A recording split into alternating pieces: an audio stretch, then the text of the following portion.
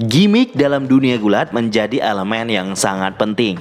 Tanpa gimik atau karakter yang jelas, seorang pegulat tidak akan bisa bertahan dalam industri gulat profesional. Setiap promosi gulat punya banyak gimik yang mereka munculkan di layar televisi sebagai bagian dari storyline dan hiburan bagi penonton.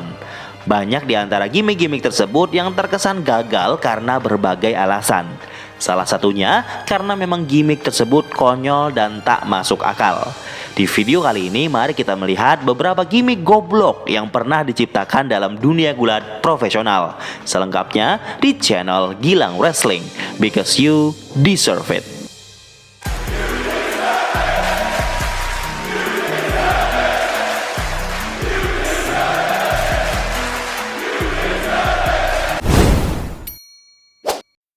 Yang pertama, Oz. Buat teman-teman yang belum tahu, akan cukup mengagetkan setelah tahu kalau gimik penyihir ini diperankan oleh the one and only Kevin Nash.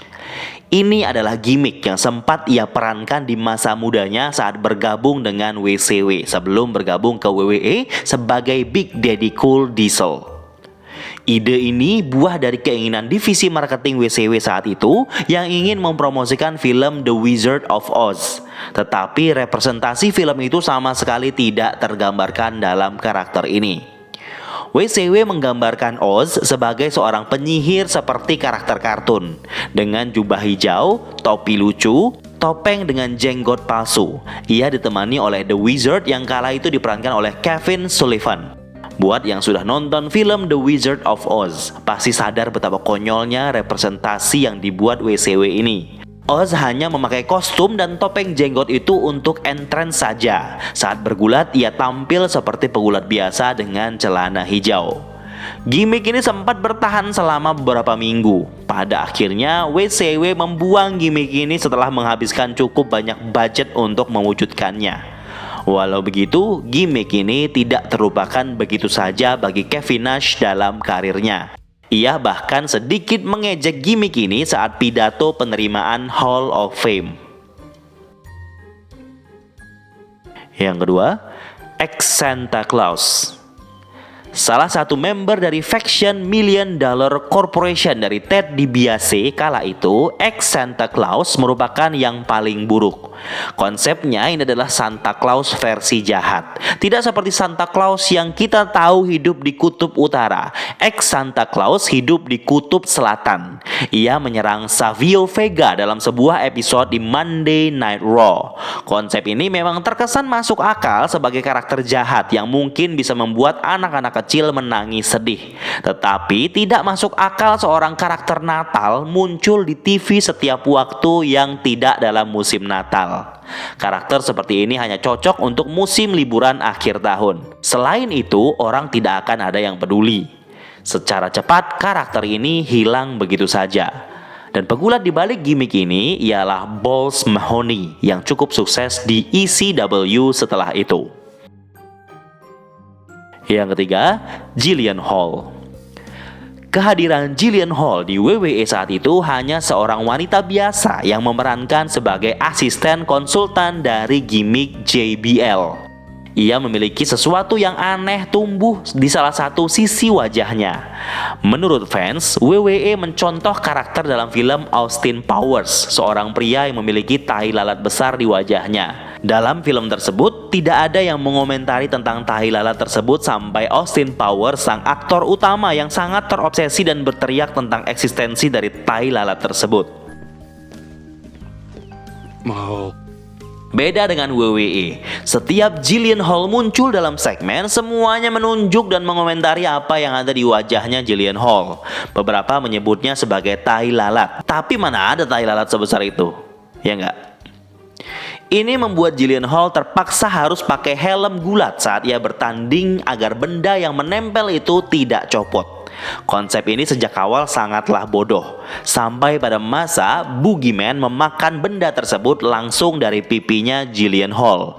Setelah itu, ya tidak ada apa-apa lagi. Mungkin sejak awal WWE menyiapkan tai lalat aneh di wajah Jillian Hall ini sebagai makanan untuk Boogeyman.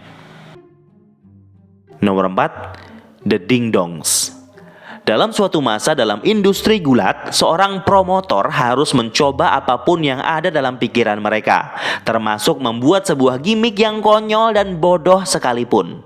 Di era WCW zaman dulu, sepasang tag team yang memakai kostum full tertutup dengan warna oranye yang mencolok muncul dalam sebuah episode. Mereka datang dengan membawa bel sendiri. Siapapun yang tidak bergulat akan membunyikan bel untuk memulai pertandingan.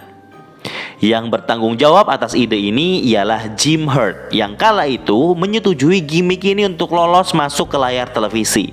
Mungkin saat itu tidak ada yang berani menolak keputusannya untuk menahannya agar tidak meluncing gimmick goblok ini. Mungkin harus didebutkan dulu ke TV baru mereka bisa sadar kalau ini adalah keputusan bodoh yang mereka lakukan. Nasib The Ding Dongs berakhir secepat kilat. Yang kelima, the artist formerly known as Goldust. Ya, ini Goldust yang tidak sedang berperan sebagai Goldust. Karakter Goldust yang sudah konsisten di sebelum zaman Attitude Era terpaksa harus merubah konsep gimmick untuk menyesuaikan tujuan WWE saat itu. Ini adalah upaya WWE untuk membuat karakter Goldust lebih modern dan dewasa daripada sebelumnya. Kali ini Goldust berperan sebagai artis panggung yang pakai kostum konyol dengan paduan warna norak. Ini jelas lebih parah daripada warna emas hitam yang dia pakai sebelumnya. Ia ditemani oleh Luna Vachon yang sama-sama aneh. WWF saat itu sedang dalam masa peperangan dengan WCW yang dituntut harus berbeda di setiap show-nya. Setiap segmen dengan karakter Goldust yang satu ini, kesan aneh dan cringe selalu tersaji. Bahkan ia bisa membuat penonton tidak nyaman untuk menyaksikan apa yang ia lakukan. Sampai pada titik keanehan yang memuncak, WWE memutuskan untuk menghentikan gimmick tersebut. Ia sempat berganti gimmick lain dan pada akhirnya kembali lagi ke Goldust yang sebelumnya. Yang keenam, Saba Simba. Ini adalah salah satu karakter gulat yang cukup rasis dari WWF. Saba Simba adalah gimmick pejuang Afrika yang membawa senjata tradisional serta menari ala suku pedalaman sebagai bagian dari entrance. Gimmick ini memicu kemarahan banyak orang karena WWF yang dinilai sangat rasis dalam menciptakan gimmick ini. Saba Simba hanya muncul dalam waktu singkat. Ia sempat muncul di Royal Rumble. Hal yang konyol dari gimmick ini adalah saat semua orang tahu kalau gimmick ini diperankan oleh Tony Atlas, mantan juara WWF Tag Team sebelumnya. Padahal ia pegulat yang cukup dikenal. Bahkan saat ia debut dengan karakter Saba Simba, Roddy Piper yang saat itu sebagai komentator dengan lantang menyebut kalau itu Tony Atlas. Ini membuat orang-orang semua jadi ngeh kalau itu Tony Atlas. Padahal harusnya itu tidak diberitahu. Saba Simba diakui Tony Atlas sebagai hal terburuk yang terjadi dalam karirnya. Yang ketujuh, Kerwin White. Selain Saba Simba, ada lagi yang lebih rasis nih.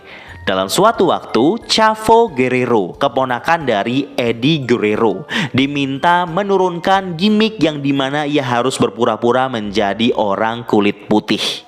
Padahal semua juga tahu kalau Chavo adalah Hispanic atau keturunan Amerika Latin.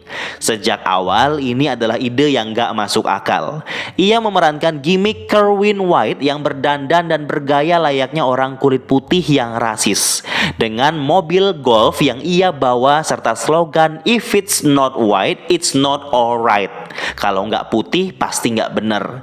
Ia memenangkan match dengan memukul lawannya menggunakan stick golf. Ia juga memiliki seorang caddy yang diperankan oleh Nikki yang kita kenal sekarang dengan nama Dolph Ziggler. Sebenarnya WWE tidak ada rencana untuk mengakhiri gimmick ini dalam waktu singkat.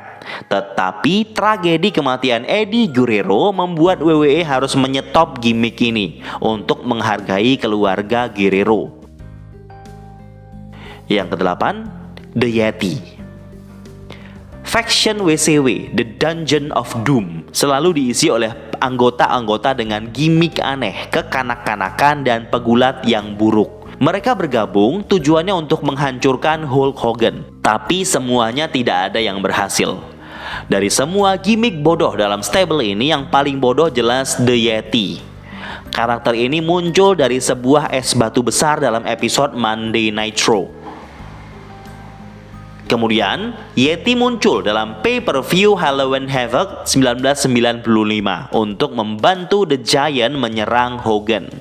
Sejak awal teman-teman melihat karakter ini pasti sadar namanya Yeti kenapa mumi. Sangat jelas orang yang membuat gimmick ini tidak tahu apa itu Yeti. Yeti seharusnya makhluk besar berbulu seperti Bigfoot atau di Indonesia kayak genderuwo gitu. Dalam kasus Yeti ini, entah apa yang ada dalam pikiran kreatif dari WCW kala itu. Mungkin mereka kesulitan dalam mencari kostum untuk Yeti. Terus mereka bingung. Ya udahlah ya, daripada nggak ada kostum, tolong ambilin tisu toilet 20 roll. Biar jadi mumi aja nih orang. Dan jelas saja mereka langsung mengganti gimmick Yeti seketika. Yeti kemudian muncul lagi dengan gimmick seperti ninja hitam dengan aksen kuning. Namanya pun ditambah huruf T satu lagi. Gimmick ini hanya bertarung 3 kali. Setelah itu hilang. Mungkin orang WCW juga bingung. Ini gimana ceritanya mumi kok jadi ninja? Mana nih yang paling aneh? Silahkan komen di bawah.